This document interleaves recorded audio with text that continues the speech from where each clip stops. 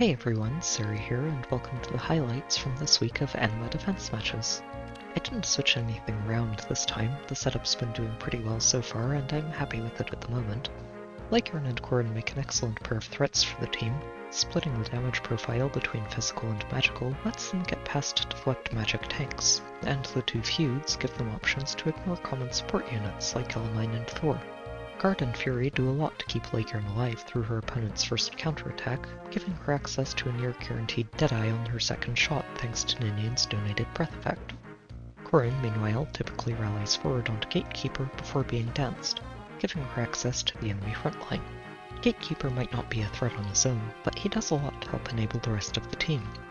Detailed Report is an excellent way to shut down all sorts of Wings of Mercy strategies, and Canto Control makes hit-and-run tactics a lot harder to pull off. He even offers Lycaon and Corrin a solid boost to attack and speed, along with some defenses against melee opponents. Ninian's a surprisingly good fit as an Anima season dancer, especially with an inherited weapon. It gives her enough health to dodge isolation and enough res to contest Elamine, especially with res tactic support from Mirabilis.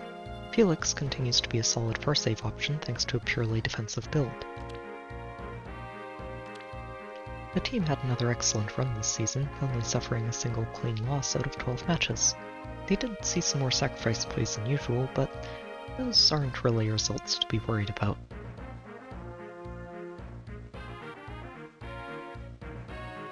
So let's get to the first match.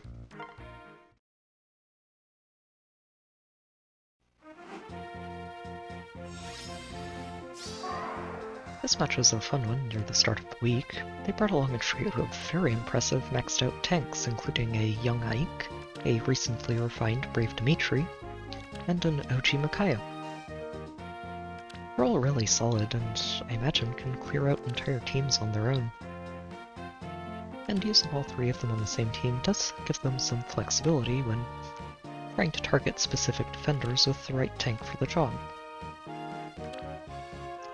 I do think, though, that they might be better off focusing on one or two tanks in the team and filling the rest of the slots with extra supports, since those extra supports can make it a lot easier for these tanks to handle situations that they might not normally be able to pull through on their own. It is also pretty odd to see them move the young Ike forward after smiting Dimitri onto the defense tile, since it gives Lycaon a much easier target to attack into, Disgrace leaves a brand. and she can knock out the Ike with the Deadeye. That also means that she can get danced a second time by Mirabilis, and body block Corrin away from attacking into Dimitri, before going and picking up a second easy knockout on Plumeria. I knew it. From there, Saros can attack into Dimitri and, well, she's not going to accomplish much there. After his refine, he's a very solid tank, and the defense tile on top, she's just not going to be able to get much damage done. Even if she does get to survive that combat, which is a little bit more than Felix can do here. Still, losing 2 units there is enough for them to surrender the match and move on.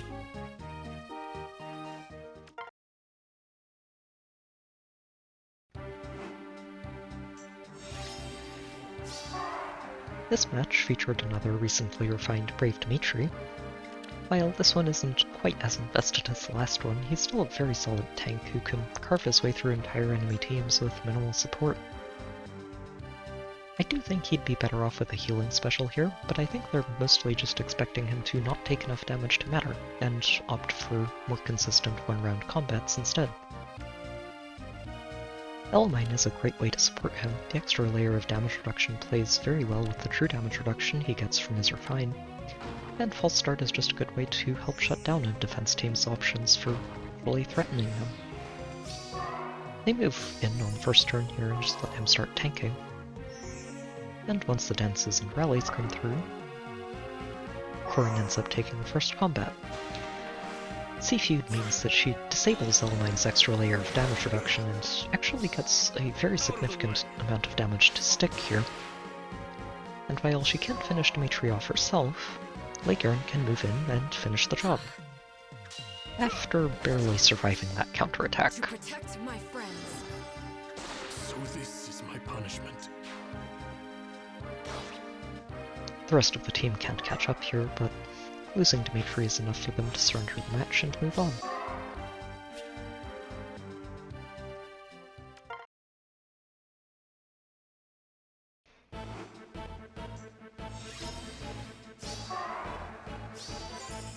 This match was a fun one to see, featuring a maxed out hit-and-run squad. The pre-charged lethality Yuri and Harmonic Light Cynthia are a great pair of primary threats, and I honestly don't see them having problems breaking through any of the far-save tanks you'll see on a defense team. Breakin's a nice way to round that out with a melee option and third source of Kanto, and together with the two dancers, this team has a pretty incredible amount of mobility on the battlefield. The guard bearing on Miltina is a really nice touch too, since it gives them a way to intercept any ranged units that might actually manage to catch up to the team otherwise. They get things going right away here, just having Yuri cruise in to lethality his way through Felix. You've had your fun. But unfortunately, he gets Kanto controlled and stuck in place here, and they don't have any way to get him back out.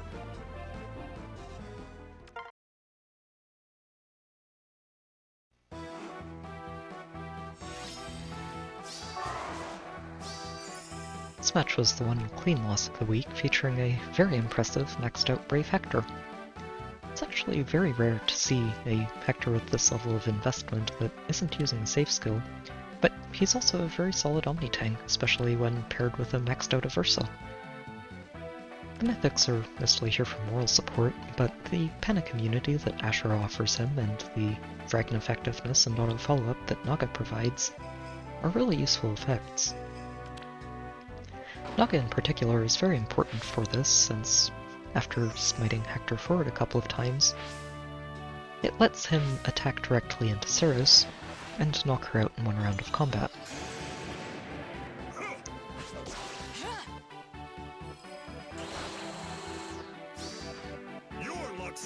Taking Seros off the field here means that Leghorn is no longer going to clear off her debuffs at the beginning of the turn, and also means that she doesn't get danced by Ninian, so her weapon gets turned entirely offline, and well, without that, there's not really much of a way to break through Hector. Corrin can do a decent amount of damage, but deflect magic means that he's not in any real danger, and with her weapon offline, Leghorn can't do anything to him at all.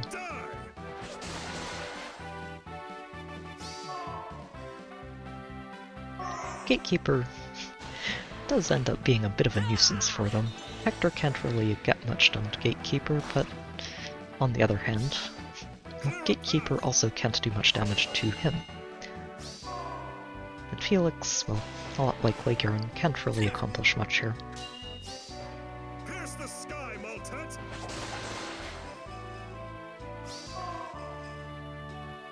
Gatekeeper does get one more round of combat in here, and thanks to the breath effect, actually gets to mostly charge his bonfire. But Pulse Smoke means that he's not ever going to actually get to use that bonfire, so Hector's not really in any danger here. They start moving forward slowly, I don't blame them. It's a very easy match to secure at this point, and Aversa's never going to be in danger from Gatekeeper. And they don't really have to worry too much about the dancers, since Gatekeeper is always going to attack before they do, which means the dancers are pretty much stuck in place.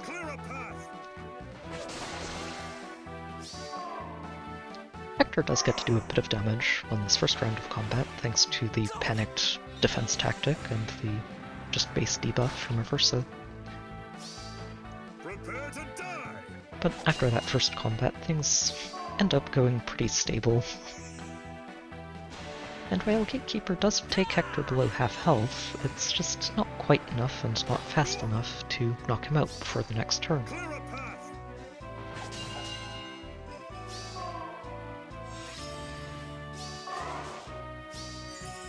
So they can use Aversa to finish off Gatekeeper and stop him from being such a pest. And then pull her out of range of the dancers and break the panic manner, pick up an Aether pot and let Hector close things out.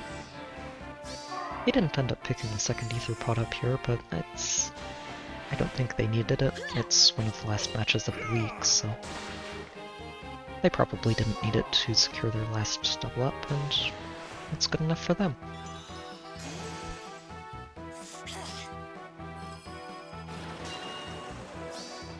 Your luck's run out.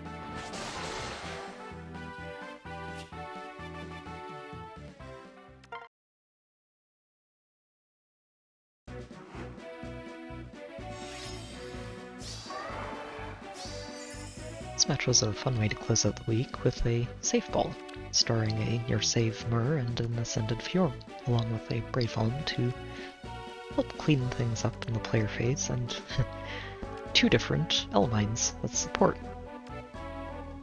I haven't actually used a double L-Mine team myself, but it does seem like a great way to trivialize most defense setups by being able to shut down 2 different columns with false start, and also make sure that your tanks take next to no damage from any combats that come their way.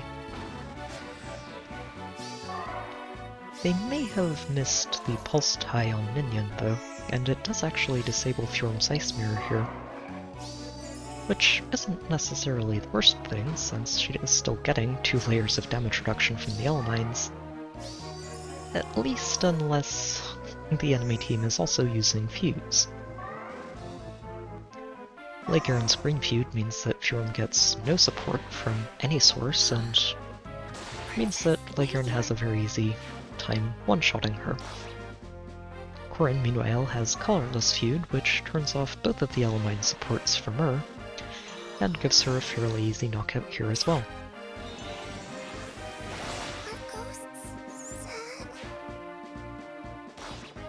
We don't get any more knockouts here, but losing their tanks is enough for them to surrender the match and move on. This was another fun week of replays. It's good to see the team holding its own against some of the more invested squads that came to visit this week, and they had some solid results across the board.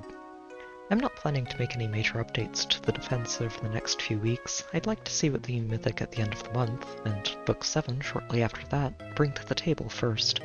But I am keeping an eye out for minor adjustments and potential new additions to the team. I do have a Discord server if you'd like to hang out and chat. There's a link in the description, and I've also got a Patreon link there too if you'd like to help support the channel. As always, I hope you've enjoyed the video, good luck with your own matches, and I'll see you next time.